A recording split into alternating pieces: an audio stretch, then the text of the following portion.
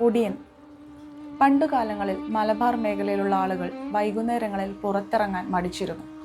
അവർ ഭയപ്പെട്ടിരുന്ന ഒരു ഭയബിംബമുണ്ടായിരുന്നു, ഒടിയൻ. ആരായിരുന്നു ഒടിയൻ?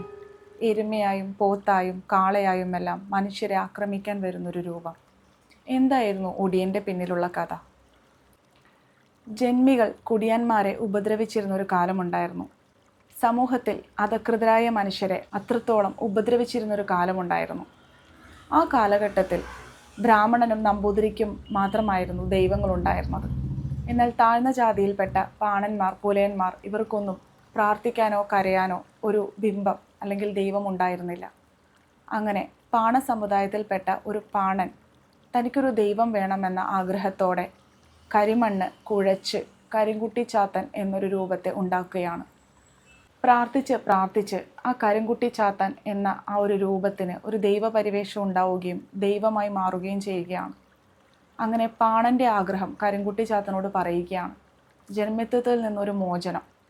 പാടത്തും വരമ്പത്തുമൊക്കെ പണിയെടുത്തിട്ടും തങ്ങൾക്ക് വേണ്ടതൊന്നും കിട്ടാത്ത ആ ഒരു കാലത്തിൽ നിന്ന് ഒരു കുടിയാൻ്റെ ഒരു മോചനം, അതാണ് അവൻ ആവശ്യപ്പെട്ടത്.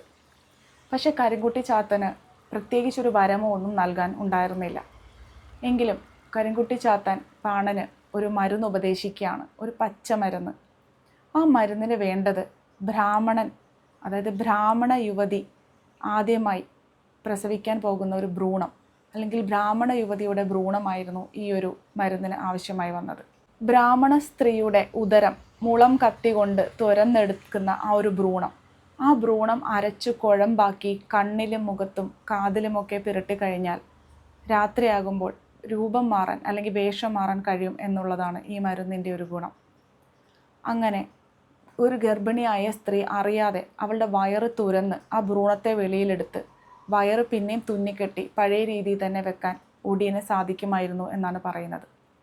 അങ്ങനെ ഈ മരുന്ന് കണ്ണിലും മുഖത്തും കാതിലുമൊക്കെ തേച്ച് വേഷം മാറി രാത്രി ഒടിയൻ ഇറങ്ങുകയാണ്, തൻ്റെ പക തീർക്കാൻ അല്ലെങ്കിൽ വൈരാഗ്യം വീട്ടാൻ.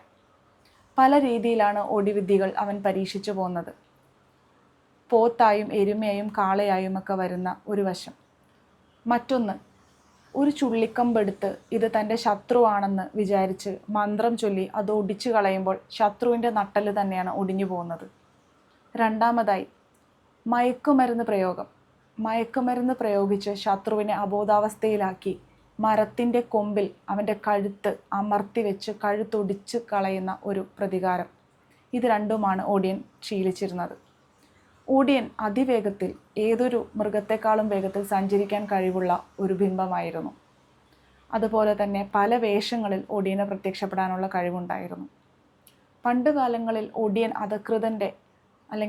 അധകൃതരുടെ കൂടെ നിൽക്കുന്ന ഒരാളായിരുന്നുവെങ്കിൽ പിന്നീട് ഈ ഒടിവിദ്യകൾ ഉപയോഗിച്ച് അക്രമങ്ങളും അല്ലെങ്കിൽ ദുർമന്ത്രവാദവും അങ്ങനെ പലതരത്തിലേക്ക് പല കാലങ്ങളിലായി ഒടിയൻ മറ്റൊരു രൂപമായി മാറപ്പെട്ടു. എന്നാൽ ഒടിയൻ ഇപ്പോഴും ഒരു ഐതിഹ്യമായി നിലനിന്നു പോകുന്നു. ജന്മിത്വത്തിനെതിരെ കുടിയാന്മാരുടെ വൈരാഗ്യം അല്ലെങ്കിൽ പക എന്നുള്ള ഒരു പ്രതീകം. ഇതാണ് ഒടിയൻ.